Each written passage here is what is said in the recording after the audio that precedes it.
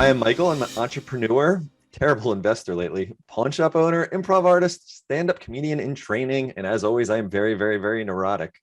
And I'm a TV host and your host right now for what we call the Second Scene podcast. It is a Dweebs Global production. That is why we do the podcast. Dweebsglobal.org. They give free mentorship help for people around the world. Anything from resume writing to mental health. And it is completely free, completely confidential, completely free, dweebsglobal.org. So today I am here with Dr. Jan Canty. Jan's story is not an easy one to hear, but it's important to tell, to help others that have gone and will go through similar events. Jan earned her Ph.D. in psychology, opened her own practice, then everything changed when her husband of 11 years was murdered. The media and press hounded her for a long time. The trials and convictions followed. And when all was said and done, she was left alone to start over with the immense burden of what she had just gone through. And she's pretty much dedicated her life to help others that are going through the same thing right now. So thank you, Jan, for being here with us. Thank you, Michael, for having me. Yeah, no, it's going to be a tough subject for me to cover because it's not something I'm used to talking about. I know in your podcast, it's something you almost talk about on a daily basis. Yeah, you grow into it. Yeah. Do you ever get used to talking about it? Is it I find it's the easiest to talk about with other people who've been through it than anybody else. Gotcha. That makes sense. Different things in my life have happened, and there's something therapeutic about talking to other people who've gone through something similar. Yeah. So what did happen? What happened to your husband? Well, I learned, let me clarify in the beginning that I did not know a lot of this as it was unfolding. It took me about a year and a half after he was murdered to put the pieces together. Okay. So if I were to tell it from the perspective of what I knew then, I wouldn't be able to say much. All I'd be able to tell you is that he failed to come home one night, and it was a very stormy night. I remember that day clearly because I was watching a 3-hour special for AIDS to build up money for AIDS and research. It was a 3-hour special broadcast simultaneously in London in the United States called Live AIDS. So I lost track of time. And when I looked up, it was dark and he was way overdue, which was not like him. Right. When I tried to report him to the substation near our building where we worked the next morning, they wouldn't take a report. They were quite rude to me, actually. Really? Saying that, well, go check the morgue. And they didn't want to hear. Yeah, they were real flippant about it. Yep. So I thought, well, okay, it has to be 24 hours. So I just went to another police station and I said, I haven't seen him in 24 hours, which was true. Mm-hmm. So they took the report, but that was the end of it. Nothing unfolded for another week. My parents flew in. And a following week, I got a call to come down to the Detroit police station to meet with Inspector Gil Hill. I'm sorry to stop you right there, but what were you feeling during that week? I was in somebody else's life. Like, what the heck? I felt like part of me was sensing it was going to end up bad because it was so out of character. But my life had been pretty straightforward and uneventful up to then. So I didn't want to get dramatic about it and think the worst immediately. Right. So I kind of vacillated between those two mindsets. So when I was called down to police headquarters and I met with Inspector Gil Hill, who, by the way, had just come off the movie set with Eddie Murphy in Beverly Hills Cop 1. He played Inspector Todd, his boss. And he's just like that in real life. He's very short on words, and he's tall and lanky and has an intensity about him, just like the guy in the movie. At any rate, he said in a very few words, he said, we have reason to believe your husband's been murdered. We don't have his body yet. And back in 1985, when this unfolded, you needed a body to prosecute for murder because DNA evidence wasn't then what it is today. Right. And then he told me that my husband had been seen in an area called the Cass Corridor, which is then at that time one of the worst areas of Detroit. It was known for drug sales and gun sales and prostitution and any other kind of crime you might want to get involved in. I mean, the area around our building, which we worked in, which was near the Cass Corridor, had 1,300 prostitutes within a 3-mile area. They walked the streets. And so the area where this was not the area where you lived, though. Yes, we lived on the northern edge of this, and it was like the Berlin Wall. I mean, once you crossed over West Grand Boulevard, it changed dramatically. And we worked in a very beautiful building. In fact, it was voted one of the world's most beautiful office buildings when it was erected. It was built by Albert Kahn in 1923, I believe. Beautiful building, but it was surrounded with a lot of garbage and everything that went with it. Gotcha. So who saw your husband over there? Were they looking for him at that time, showing his picture, or? Well, I didn't know it then, but yes, there was a confidential informant that called Inspector Gil Hill and said that she had heard rumors that John Fry and Dawn Marie Spence had taken his car, which then led to more surveillance because I had already put in the missing persons report. And then when they got the surveillance, other people, it turns out, were willing to come forward and speak up because they were so scared of John Fry. It was an unusual situation. There wasn't typically a lot of cooperation between the people in the area. Gotcha. Is Don Fry like a mafia guy, or is he like? No, he was just a thug, a big thug. Big thug. He looked the part. He was big and burly and liked to shove his weight around, and people were scared of him. And he had a reputation for killing people when he wanted to. Really? Yeah. And so because they thought the people saw this as an opportunity to get rid of him, they came forward, and it worked because one thing led to another. And the same thing happened with one of their accomplices, because what John Fry and Dawn Spence did that night was they demanded money from him, which he didn't have, and that they were high, as of course they were always high.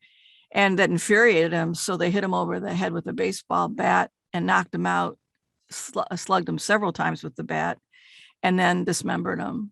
Wow. And then they packaged him in a suitcase in 3 different packages, drove him north to Petoskey, Michigan, and on the way tossed out his unidentifiable body parts on the freeway, and then buried his identifiable body parts up north near Petoskey in an area owned by the University of Michigan Biologics Station, which was a place reserved for research. And they would deposit, they were studying mosquitoes at the University of Michigan there, and they would deposit roadkill on the property as to draw the mosquitoes so they could do the research. So it was a perfect place to dispose of his body.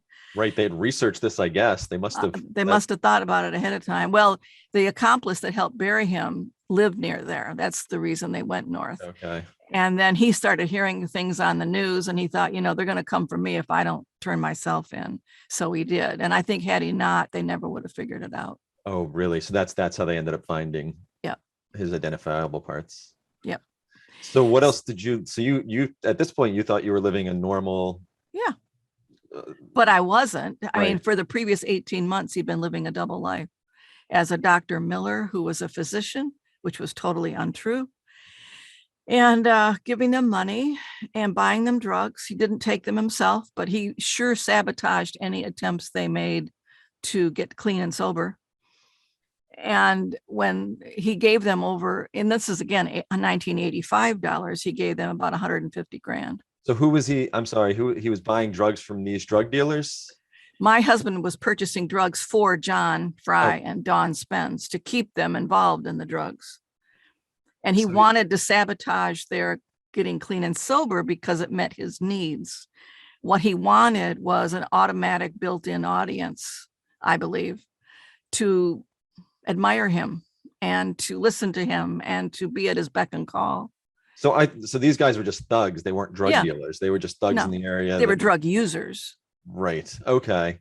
And so your husband at the time, he found, I guess, a drug dealers to buy these drugs from, and then he'd bring them to. Or they go all together and get them. Okay. That's it's such a strange thing to imagine that he went from his normal everyday life to all of a sudden working with thugs and pretending. Except that it wasn't that unusual. When I was called down to the morgue to identify his identifiable body parts, Detective Landeros told me at that point, she said, we know it's him because we have fingerprint data from him going back several years where he was arrested for solicitation. And this would have been 3 years into our marriage. So I had no idea this was his lifestyle. This was what he liked to do. He always had to have some intrigue going on the side. Right. And I said, then why do you need me to identify him if you know it's him? And she said, because we need it for court and we need you to realize he's never coming home. Got you. Looking back on it, were there any signs that you missed that you now see?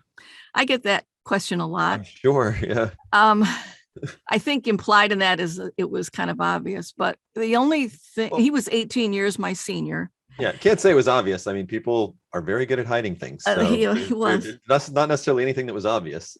Well, I think the fact that he was older, when I saw he was kind of growing preoccupied or tired or a little more distant, I thought it was his health. And he had quit smoking because I asked him to, and that made him cranky. So I attributed it to physical changes. Plus, I wasn't home a lot. I was in the midst of my postdoctoral fellowship at that time. Mm-hmm. And so I was gone. I mean, I was working 80-hour weeks trying to get through my fellowship. And I'd had to take breaks because I'd been sick. So I was really behind and I wanted to get it done on time if I could. So we were like ships passing in the night. And in that time frame, his father had passed away. So he was going over to his mom's house to help her with grocery shopping and other errands. So we really didn't see a lot of each other that year preceding his death.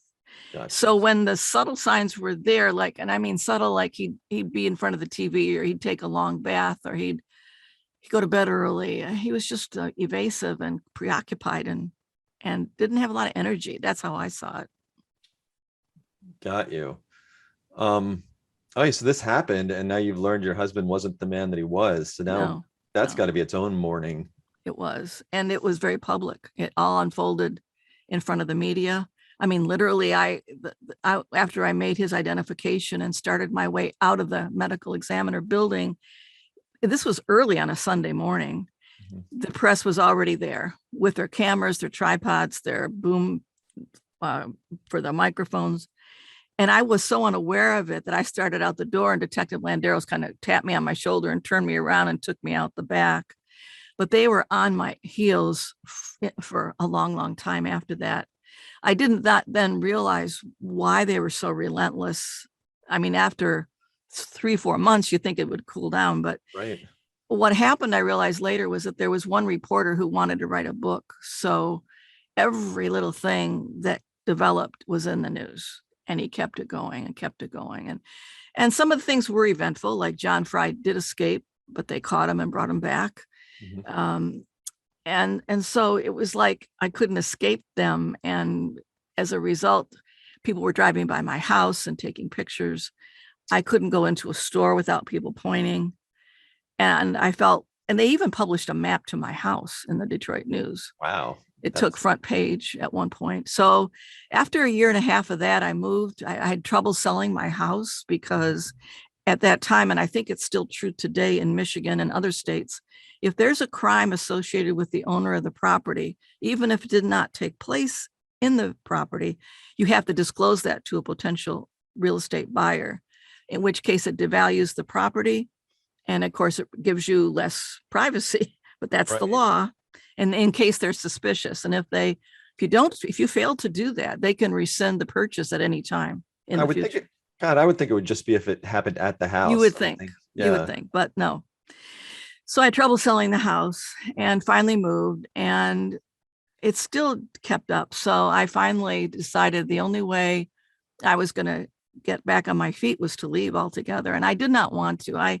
That's where I was born and raised. My friends were there and my education. I had just started my practice, but I thought I can't live like this. I've got to go. So I packed everything up and sold and moved and started over and did not speak of it for 30 years. Wow. What were they trying to dig something out of you, trying to see if you knew more than what you were saying? I think they like the salacious angle of it. Oh, a fall from grace. I mean, there's a definite pattern to what kind of crime stories make the news and which ones do not. Mm-hmm. And I checked a lot of the boxes. So that was part of it. And part of it was this one reporter that wanted to write the book that kept it going. And I'd had my fill of it and I was tired of it. That's why I didn't even go to the trial, because I thought this just gives them another opportunity to follow me and question me. And I'm not going to be there their story of the week. I don't want to be a part of this. And nothing would change as a result of the trial anyway. My life wouldn't change. Right. There's this big myth that I can't speak long enough about, the idea that a trial brings closure. That is pure BS, because it does not. That's interesting. I never understood that. To me, No. it always seemed like, how can that be? That never. It isn't. And furthermore, homicide survivors, generally speaking, are looked at as an accessory. I mean, I don't mean legally, but like, you are not wanted in the courtroom. They don't want you in the courtroom, the prosecution nor the defense, unless you're on the witness stand or unless you're charged with the crime, because you're thought of as distracting. Right. And the ACLU tries to keep homicide survivors out of the courtroom because they believe it does not lend itself to a fair trial for the person accused. So it's clearly something between the state and the person sitting at the defense table. It's out of my hands, it's out of their hands, and you're not wanted. And so why go? Right. It's not for you at all. So at this point, are you sad that you've lost your husband? Are you more angry that he lived this alternate life? That's a good question. I did not know the words for it at the time, but now I know, looking back, what I was going through was a particular kind of grief called conflicted grief. There's different kinds of grief, probably 8 different kinds of grief. Conflicted grief is, I don't think it's as rare as people think it is. Conflicted grief is when you have mixed feelings about the person that died. You have relief in the grief. You also have the grief. You also have the mourning and the sorrow and the sadness and all the typical stuff that you associate with a death. But in addition to that, there's this part of you that feels relief because it's over.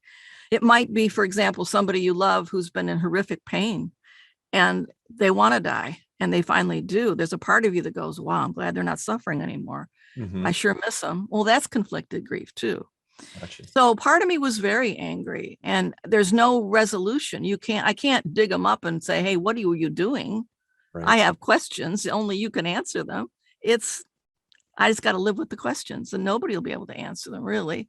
I just have to piece them together as best I can.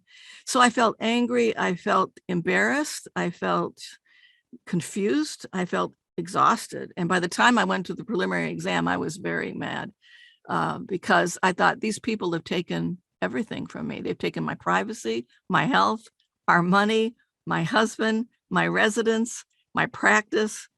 And I was really upset. But Detective Landeros, who was just an amazing detective, she said, if you start to lose your focus, look at me and I'll help you from a distance. And she did. That's and right. I got through that testimony. That was the only time I'd seen them in person, the 2 defendants. And John Fry looked like a disheveled Mr. Clean. He had the bald head and the earring and the burly chest and kind of this big guy, motorcycle guy. And she looked like a balloon with the air popped out of it. She was small and greenish gray, probably from illness, and frazzled hair, and just, ugh. So were they like a couple? Yeah.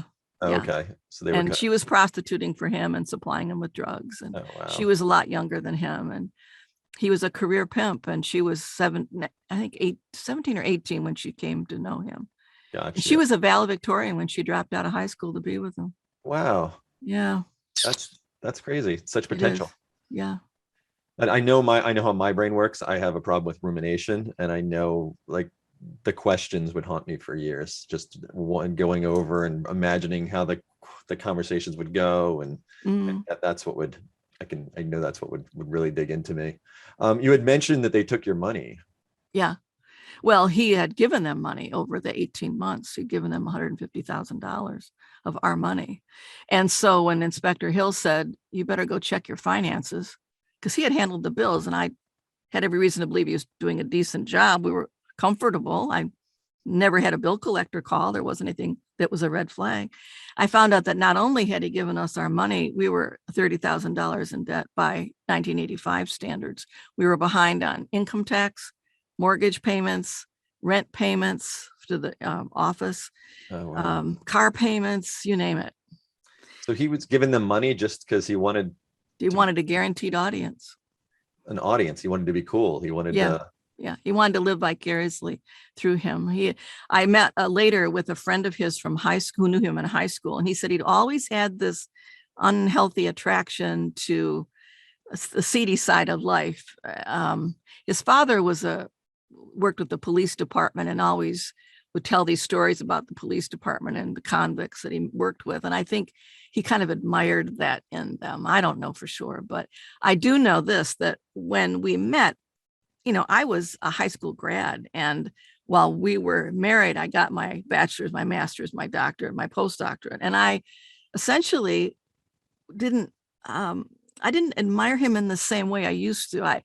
By the end, I thought, well, he's pretty out of date with what's going on in the field. And I started to challenge him and say, well, what about neuroplasticity? Or what about the new pharmacological agents coming out? And he didn't know what I was talking about. And he did not like that. And I think that's partly, that's a simplified example, but I think that's partly why he looked elsewhere for attention. It's not that we had open debates or conflicts that were huge. It was more in passing. I just saw him as not as all-knowing as I once did when I was first met him years and years earlier. Well, a lot of times the mystery fades when you know somebody for a long time. And you're 18 years apart, a lot can change. He was slowing down and I wasn't, it was just the kind of a perfect storm, really. Yeah, it sounds like you're almost blaming yourself a little bit though, and that is not. No, well, I felt like this is going to sound silly, but I kind of felt like I let the profession down, because you look at most TV specials or Hollywood movies about psychologists, and how do they portray them? They portray them as serial murderers, or they're sleeping with their patients. So they all got a screw loose, right? And I'm like, oh my God, I married one of those. and here I am trying to be in training to be a psychologist, and I missed it under my own roof. Yeah. We're all, I think I talked about this in other podcasts, and humans are so good at denial.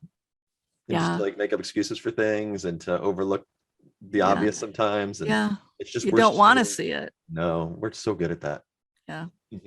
So I moved away and didn't talk about it. And I was so busy in the early years putting out fires. There was a threat of AIDS that passed, thank God, but I was being tested for AIDS. That went on for years. I had to rebuild my finances. There was so many directions I was pulled into that I didn't even not have time to sit down and absorb everything that had happened and grieve the life I lost for years. And by that time I'd relocated, so nobody knew me, which was part of the plan. So I had to do it in private, and this is before the internet. So there was nobody to connect with that I thought could remotely understand what I was going through. So I felt like, it's up to me to fix me. I don't know who to go to, because I wasn't living in a major metropolitan area, and it was a pretty rare situation. So I fell back on an old mindset that I've used in clinical work, which is the biopsychosocial model, and which means basically that if you want to change your life, you want to improve your life, you look at things, what's going on biologically, psychologically, and sociologically. You look at all three.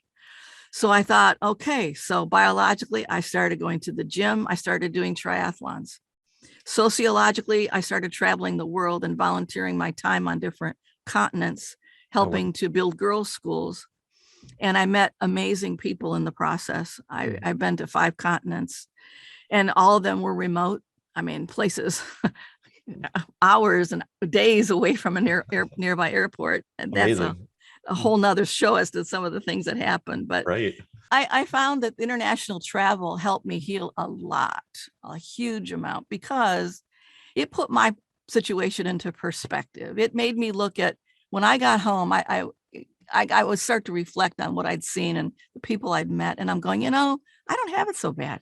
I got a roof over my head. I got clean water. I got paved roads. I've got the legal backing of as a woman, I can still file charges. I have some say what goes on in my life. I have my health. I have my education.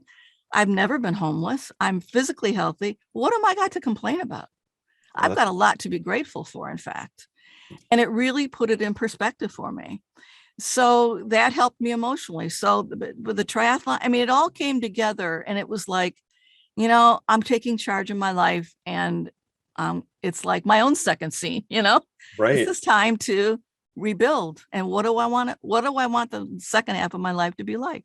Hmm. And it was a very conscious decision. I literally took out a map of the United States to figure out where I wanted to live and did it. And I took charge, and I tried to use everything I learned to make a better life for me in the second half, whether that was to appreciate things I took for granted, like clean water, which I had taken for granted. I never thought about how much clean water we flush down the toilet every day, but it's 9 gallons every time, you know.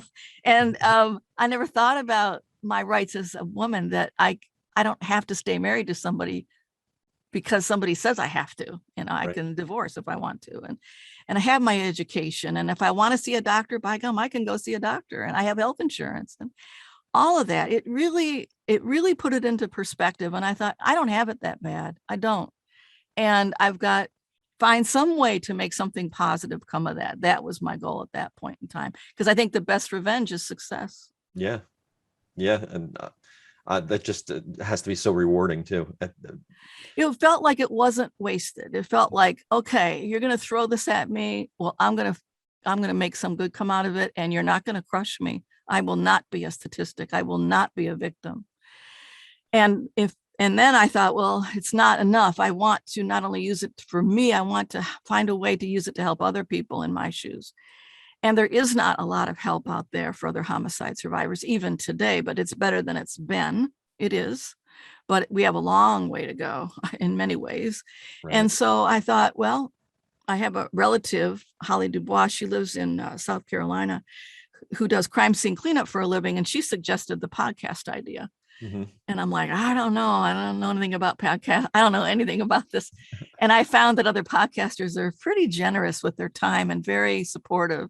Oh And yeah. it's like this cool little community I didn't have any idea about, but they welcomed me with open arms. They got me off my feet and got me started. And it's now heard in 10 countries. Wow. And I have met my tribe. I mean, the people that I have met with and spoken with are amazing people. They've had our situations are unique. They're very different one from the other. But what I have found over doing these interviews for almost 2 years now is that while the situations themselves are unique, the aftermath is not. They're fairly predictable. The stigma that comes with it, the physical aftermath, and so forth is all fairly predictable, but you don't know that going into it. You think it's just you. Right. Right. In so many aspects of life, we can relate to other people that go through something different, but in the end, it's a Yeah, shared feeling or shared results in a lot of right, ways. right. Um, wow, it's amazing what you do with that podcast. And I know you've also kind of covered in the podcast other people that the homicides affect, such as first responders, doctors, police. Yes, You because it know, affects people beyond the family. It affects witnesses. I mean, if you see somebody murdered, it affects you, even if you don't know the people. Or if you are the ER doc, or you are the homicide detective, or the victim advocate, or the grief therapist, or whomever, it still impacts you. And in fact, you could say that there's hardly a segment of society that isn't impacted in one way or another, because eventually it comes through our insurance premiums. I mean, if you really want to extend it. So I've had a lot of people on the show that might not be able to speak to a homicide in their own family, but they have been impacted in their line of work through being on the edge of a homicide. And that even comes with veterans with thick skin who've been at homicide detective work for decades. But even then, one or two is going to come along that just grabs them, and they feel bad that they weren't able to solve it, or they feel bad that who would die, and maybe it was somebody that reminded them of their child or grandchild. Those are the tough cases, you know. right. And unfortunately, we're in a time in our society right now where homicides are on the rise. They Mhm. have been in the last 2 years. We've gone up from 18,000 on average to 20,000 on Wow. average a year. So there's a greater need for services for homicide survivors too, but we don't hear about it. Right. I'm guessing, I don't know, I'm guessing people who have a loved one who commits suicide it's probably pretty similar to There's what a they're going lot to of go through similarities. afterwards. I mean, a biggest similarity is the stigma associated with it. Mhm. And the fact that you probably are only comfortable talking with other people who've been through it in your own shoes. And it's going to be similar in the sense that if you see the homicide or if you see the suicide, it's going to have a greater impact than if you only hear about it, let's say. Or if you've had more than one in your family, that's going to have an impact. But one of the big differences, I think, is that they don't usually go through a trial. And when you go through a trial, which by the way is only 3% of homicides, 97% are resolved through a plea bargain. But if you go through a trial, you have to relive it through all the evidence, and it's can be pretty grisly. And you hear the defense attorney trying to put blame on the victim, and it's not a pretty scene to go through at all. Right. As I said, chose not to go through it at all, but some homicide survivors feel the need to be there every hour of every minute that they can be in the court. It's just their preference. Have you gone back through it? Yeah, I've read in writing my book, I reread the whole court testimony. It was 11 pounds worth of paper. And I read it line by line to find out what happened in my absence and what was testified to. And it was pretty much what I expected. The only real surprise in all of that was Detective Landeros, because with me, she was extremely kind, patient, professional. But when I read her interrogations of some of these people, I'm like, well, there was a whole nother side to her I never saw. That was a little bit of a surprise. But since then, I'm now in the midst of another book, and I'm learning a whole lot more about court procedures and defense attorneys and wrongful convictions. And it's pretty complex when you get into it, the goings on in the criminal justice system. But basically what happens is, as a homicide survivor, is you have these systems crash into your life, whether it's the law enforcement, whether it's the criminal justice system, whether it's the media. These systems crash into your life, and then they're not there when you really need them, which is when the homicide is unsolved. Nobody's interviewing you.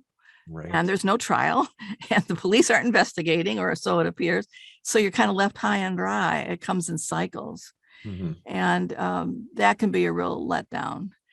I think it's especially hard if it's a wrongful conviction and you had any part in the eyewitness testimony. I mean, that happens to some people too. And it's just, I think society wants and expects a Hollywood ending, and it's not neat and tied up at the end. It's not, and never will be. So you've written one book and you have another book you're in the process of I writing? do. The first book is more like a true crime memoir. And my intent was to use my story as a springboard to discuss issues related to other homicide survivors, like the stigma that comes with it, the physical repercussions, and so on. The second one, it's about half done. It's going to be more of a nonfiction guide from start to finish, like starting out with the death notification, going through crime scene cleanup, the media descending, cooperating with the police, on and on down through things like the trial, if there is one, and long-term repercussions. So it's got, I don't know, it's about 20 chapters, I think it is at this point. And I've learned a whole bunch from doing it. I've interviewed different people. Like when I was speaking on the one chapter having to do with funerals, I found and interviewed. It was amazing. She was like finding a needle in a haystack. It was a funeral director who had a niece murdered. And so she got it. She knew what I was talking about. I learned more than I wanted to know about cremation and body farms and all kinds of stuff. Wow. But I wanted to lay everything I could in this book. I wanted to channel everything I'd experienced, the people I'd interviewed, the research I'd done into one manual to say, here's your guide. This isn't meant to be a one size fits all. You know, there's going to be chapters that don't apply to you, like crime scene cleanup. That doesn't apply to everybody. But you can hunt and peck through the book and figure out what sections do apply and use it. And there's going to be a large glossary and resource section at the end as well. So if people have a particular area that they want to get more into, it gives them started. And then of course, I recommend people use it in conjunction with experts in their life. So when we talk about, for example, the financial repercussions of being a homicide survivor, don't just take my word for it. Talk to your CPA or talk to your tax person or your brother-in-law who was a whiz on Wall Street, whatever. I'm not an expert in all these areas, but I know enough to get people started. Gotcha. And what they can do to get their ship righted. Well, it does sound like the resources are needed. Oh, they So are. They that's, are. well, it's an amazing, the podcast you have. I listened to a little bit of it, and the people you've interviewed and the topics. I mean, you cover the gambit, and it's really great that you're out there. Thank you. You're a beautiful person. You've Oh, thank you. adoptions that you've, and the way you've turned around your life, and Well, all the I feel honored that people are that willing to open up, and it's for the benefit of others. And it's humbling because, they've been through tough times, and yet here they are standing straight and trying to do the right thing by it, and in fact, become advocates in their own way. Some have had scholarships, and others have gone on speaking tours. Others have tried to change laws. I mean, there's just so many ways that people try to use their own experience for the betterment of others. And you don't know it's needed till you're in the position. Usually, I didn't, certainly, till I Right. was involved in it. Right. I'm sure you've seen such strength. The fact that Yeah, you and these other people can pull their lives back together, and But I get think through people so have much. that in them. I don't think it takes I mean, if you look at, for example, the Boston Marathon bombing, how people just rushed to help. You Mhm. had people carrying people. You had people, or Pulse nightclub, using their own vehicles to usher people to the hospital, back and forth for hours on end. Sometimes a crisis can bring out the best in people, no matter your background. Doesn't matter if you're out from prison, you still can jump in and help, and they do. And it sometimes brings people together, and it really shows the backbone that people can have. Right. Well, it's it's an aspect of your show I hadn't even thought about, but just the showing the great in people. I mean, just showing the world that there are amazing I people think out people there. are way more resilient than they know they are. I really believe that. It just sometimes you don't know till you're in hot water. That's one of my favorite sayings. It's like something like, how to a woman is like a tea bag. She doesn't know her own strength until she's in hot water. That's funny. Well, thank you so much for being here with me and Yes. being so open and sharing so much. What you're doing is, I'm sure, helping an infinite amount of people. So keep it Hope so. going. Hope so. And I hope it will cause other people to want to do the same, because there sure is a great need for it. But I appreciate you having me on, Michael, and giving me a chance to talk about it. Of course. So you can find more about Jan, her books, her podcast at jancantyphd.com. That's JanCantyPhD.com. And I will post the link below. So please go to it and check her out. And Okay. again, Thank you. thank you. Yes. And everyone out there, again, this has been a Dweebs Global production. That's why we do the podcast. Dweebsglobal.org. It's where you can get free mentorship help, anything from resume writing to mental health and whatever's in between. Completely confidential, completely free. Dweebsglobal.org. And we'll see you all next week.